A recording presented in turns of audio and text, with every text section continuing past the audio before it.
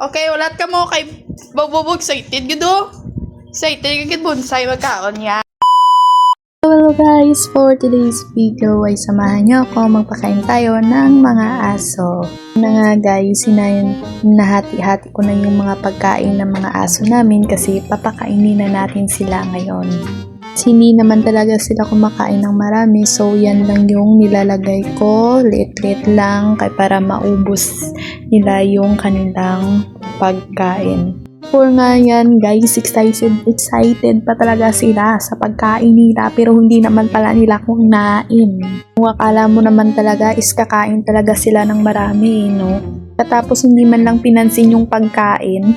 Hello guys, so pakauna ta ng aton nga mga iro nga mga sabad.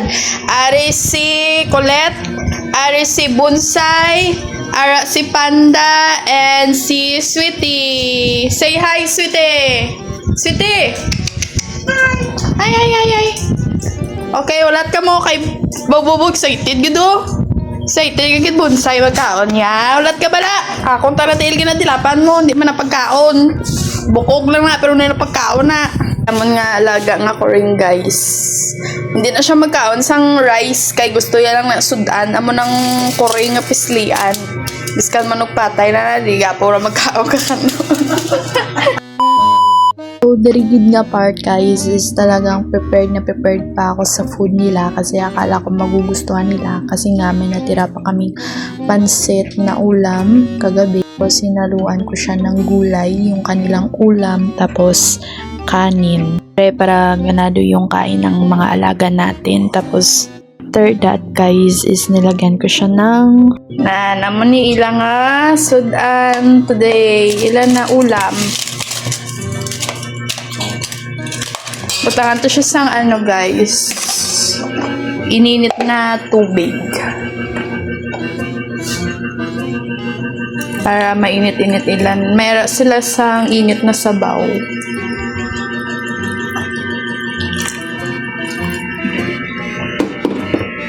Yan. Kay iba na bingero naman guys is hindi sila magkaon once may lian na bina sila. Sobra pa na sila sa tao. Sila magkaon kung ano lang harap masudan. Kailangan pa-special 3. So, batangan to siya asin. Sorry guys, asin. Batangan to siya asin.